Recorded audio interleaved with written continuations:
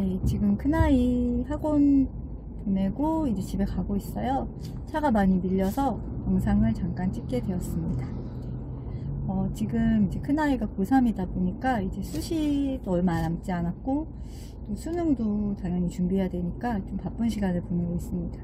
오히려 2학년 때는 뭐 과학도 학원을 다니게 됐었거든요.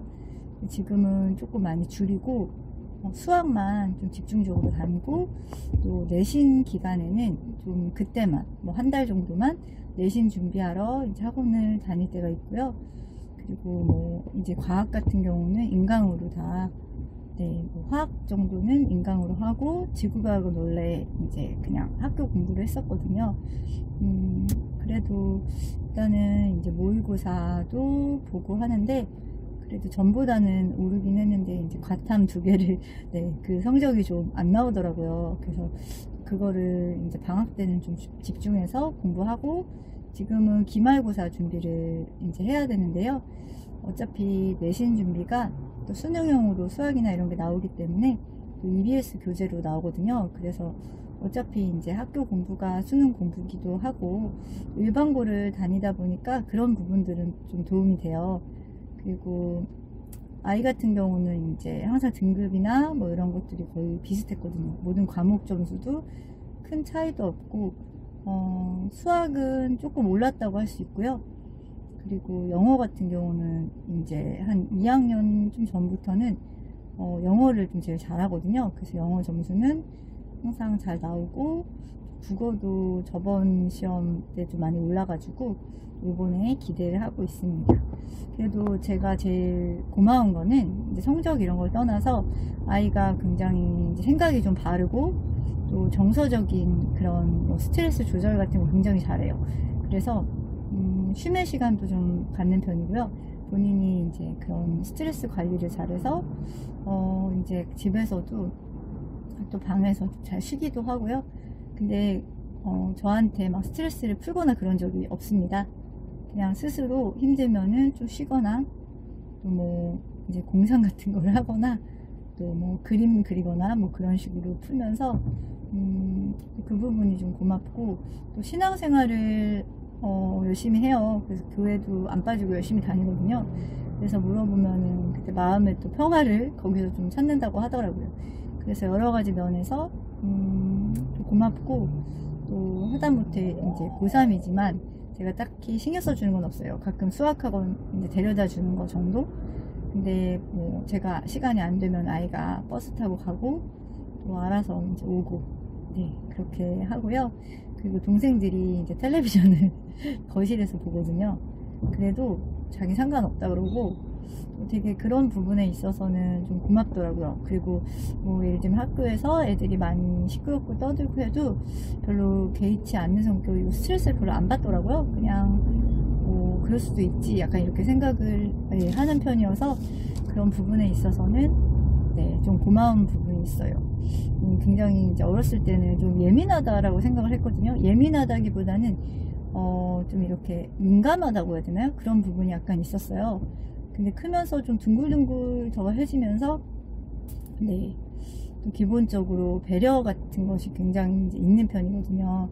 그래서 큰아이라 그런가? 어쨌든 배려심도 있고 해서 항상 그런 부분에 있어서는 좀 고맙기도 하고 뭐 딱히 고3이라고 더 챙겨주는 것도 없고요. 그리고 뭐 이제 강아지 우정정도 잘 치우고 뭐 심부름도 가끔 하고 그리고 제가 가끔은 이제 아이가 이제 막내 같은 경우에는 뭐 좋아하는 거 같이 보고 싶은데 오빠도 같이 봤으면 좋겠다 그러면 제가 가끔 뭐 시험 기간에는 당연히 안 그러고요. 시험 안 볼 때는 그래도 조금 좋아하는 거 볼 수 있게 뭐 꼬시기도 하는데 이제 수능이 얼마 안 남으니까 그것도 이제 부담이 되나 봐요. 그래서 안 하려고 하더라고요.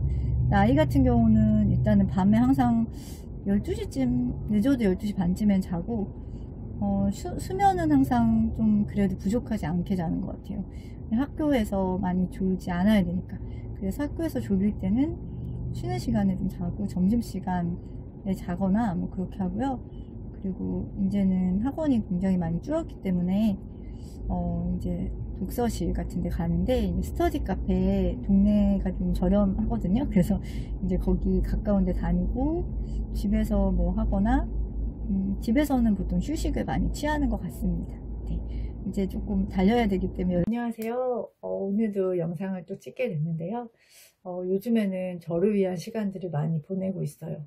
그동안에 항상 아이들 위주다 보니까 아이들에게 맞춰서 제가 많은 것들을 좀 집중을 했었거든요, 아이들에게.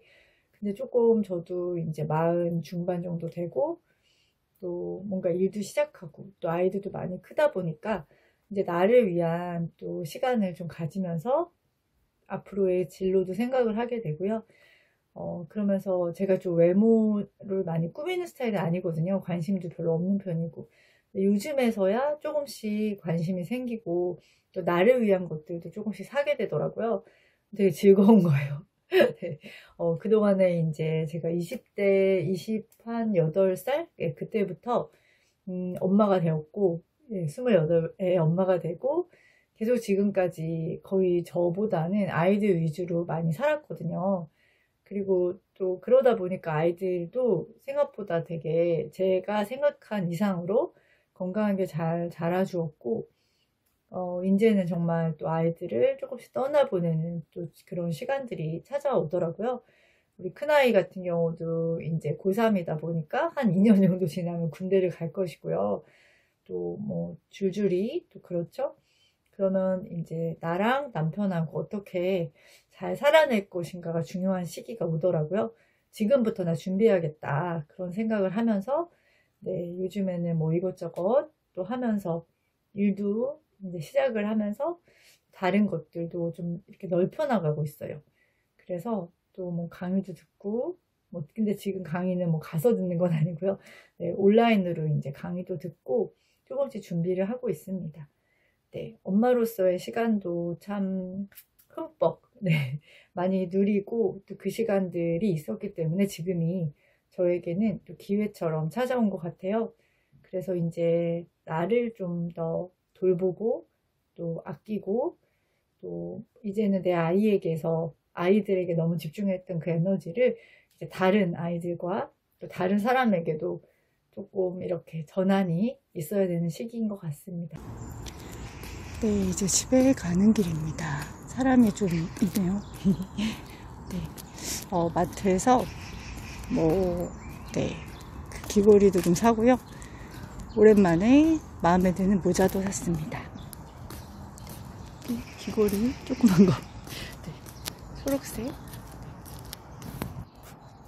이제 집에 가고 있습니다. 집 옆에 바로 공원이 가까이 있고요. 그래서 산책도 많이 하고 합니다.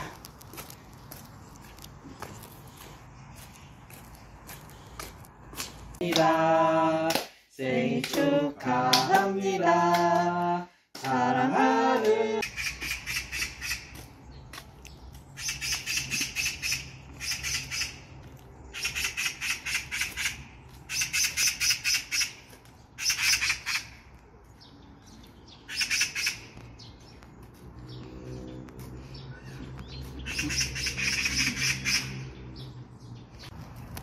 네, 요즘엔 나이 들었는지 꽃 보면 되게 기분이 좋아지더라고요.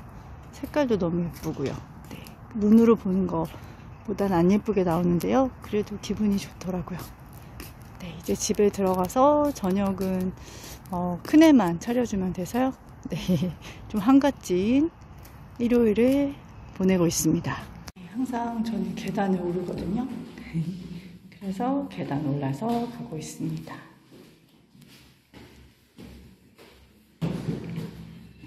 네, 아이들에게 제가 이 책을 많이 읽어주거든요. 근데 이게 그림책이긴 한데, 사실은 이제 어른들에게, 네, 이제 그 집단 상담할 때도 이 책을 활용을 해요. 굉장히 좋아하시더라고요. 그림책은 이제 심리적인 부분을 많이 담고 있잖아요. 네, 이 책을 네, 소개하면서 이제 아이가 이제 그림을 이제 그려야 되는 시간인데, 이제 이렇게 뾰루퉁하게 있으니까 선생님께서 네, 뭐든 해봐라 하면서 용기를 주세요. 근데 점을 팍 찍어버리고 선생님이 이제 나무라지 않으시고 유심히 그거를 들여다보시면서 베티에게 이름을 이제 쓰라고 하면서, 근데 베티가 그 다음날 보니까 네, 일주일 뒤 미술 시간에 보니까 선생님 책상 위에 너무 예쁜 이렇게 금태를 두른 액자에다가 자기 점 찍은 신경질 나서 팍 찍은 그 그 그림을 선생님께서 이제 작품으로 이렇게 올려놓으신 거예요. 그 이후로부터 베티가 변하기 시작해요. 다양하게 막 그림도 그리고, 네, 이렇게. 그래서 이제 베티가 결국에는 막 이렇게까지 하거든요. 다양한 시도를 하면서 이제 물감까지 사용하고요. 그래서 그림책, 네, 그렇게 완성을 하면서 베티가 이제 그 완성한 작품들이 인기가 되게 많아서 이 아이가 와서 누나는 너무 그림 잘 그린다면서 이제 팬이 된 거예요. 베티가 선생님한테 받은 그 사랑을 이 아이에게 그대로 전해줘요. 이 말이 되게 감동적이더라고요.